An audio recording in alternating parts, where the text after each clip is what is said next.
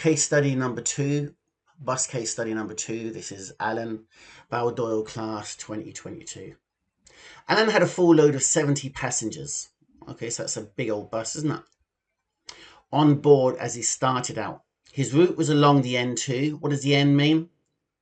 National What's the road. maximum speed on a national road? 100. For a bus is 80, yes. But it also happens to be a dual carriageway. So what's the maximum speed for a bus on a dual carriageway? 100 kilometers an hour. While signalling left and slowing to make a tight left turn in St Margaret's Road, so this is around the back of Finglas, which leads to the N2, Alan noticed a cyclist on his left mirror. So it's between him and the curb, or coming up the curb side, the near side. The cyclist was beginning to move up the left side, near side of the bus. Alan continued to watch his left mirror. He muttered to himself, recalling how the day before, the previous day, he encountered a cyclist wearing reflective clothing, riding on the left in a contraflow bus lane.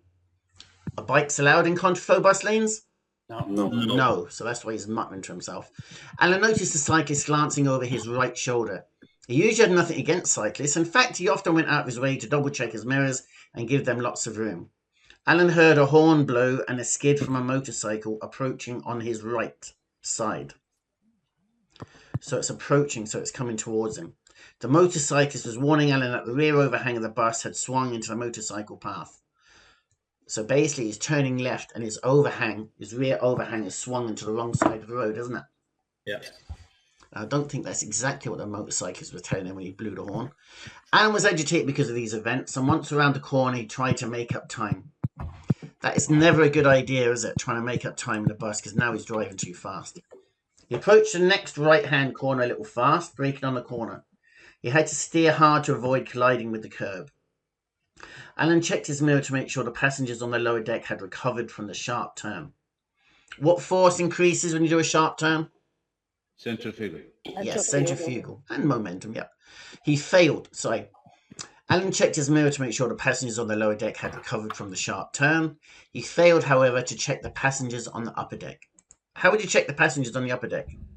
The Camera. Yeah, cameras or mirrors on the old bus. You used to have that mirror, remember? Yeah. Once on the dual carriageway, the driver went smoothly until the left front tyre. I'll start again. Once on the dual carriageway, the drive went smoothly until the left front of the bus began to shake wildly and the steering wheel to vibrate. Before Alan could think the words blowout, his tyre burst. Okay, what do you do in the event of a blowout? The front wheel blowout? Steering wheel firmly. That's all you can do. Hold the steering wheel firmly, take your foot off the accelerator, mirror signal mirror, and pull slowly into the left. That's all you can do. Taking a firm hold of the steering wheel, we carefully cross 2 lanes of traffic. That makes no sense. Does it? No. On a national road, even on a motorway, that must be a 3-lane motorway then. And what is he doing in the right-hand lane? What is the natural position for a bus? Left. Left. Always on the left. To bring the bus to a stop on the hard shoulder. Alan brought the bus to a gentle stop. When the bus was completely stopped, Alan put his high visibility vest and told the passengers to please remain seated while he got off to check the situation. Blown tyre for sure, he said, while kicking what was left of the rubber. That's a very silly thing to do, isn't it? Kicking the bus, he could injure himself. Before getting back on the bus, Alan displayed his warning triangle and tried to stop traffic by waving his arms. How far behind the vehicle should you place a triangle? Minimum meters. How many? 10 meters. 10 meters is ADR in trucks. We're not talking trucks. How far behind the vehicle should you place the triangle? There's There's no minimum or maximum. Yeah, exactly. There's no legal measurement in Ireland. Now, the UK say 45 meters, and I tend to agree with that's kind of okay. All right. When he was unable to... Why is he stopping the traffic? Debris on the road, maybe, from the tyre. But it That's says the only nothing thing I about could that. think of. Do you have the authority to stop traffic? No. No, absolutely not. He's causing mayhem and he's making a menace of himself. I've actually seen someone do that on a roundabout, on a large roundabout. He stalled his car and was embarrassed. So he got into the middle of the roundabout and was stopping traffic to let traffic in his lane out, which he wasn't even blocking that much anyway. And the whole point of a roundabout is you give way to the left. But he got on the roundabout and was stopping Right. traffic coming. Sorry, give way to the right, yep. And he got onto the roundabout and was stopping the traffic coming from the right and just made a complete and horrible mess, which is another reason why everyone doesn't have the authority to stop traffic. I had a guard that stopped me on a roundabout, told me to stop on a roundabout and started giving me grief because I asked him a question. Really? It was the marathon was running down my road. I was on my way home. I was in a big van, Canter, and I just rolled down the window and said, "When is that road open?" It was after 12. It was supposed to be open at 12. Yeah. And he started giving me shit, and he told me to stop, pull in there. So I'm on a roundabout. Pull in there.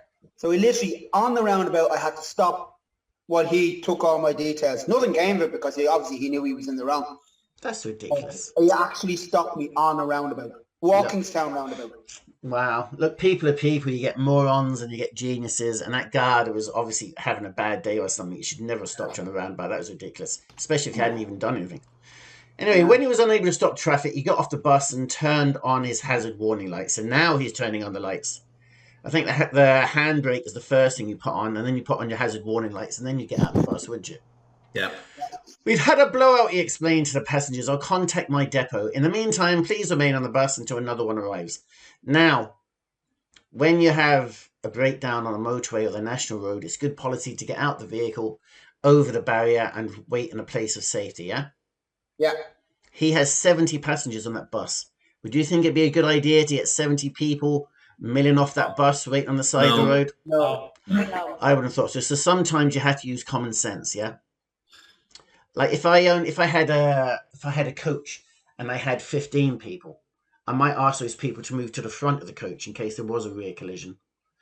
Or with just maybe 10 people, I might ask them to get off and stand on the other side of the barrier. So as a professional driver, you're going to have to use your common sense, okay? Depends where you're stopped as well. Yes, Is there room for that amount of people to get off? Exactly. That's exactly the point I'm getting to. You're going to have to use your common sense to decide whether it's safer to get the passengers off or let them remain on the vehicle.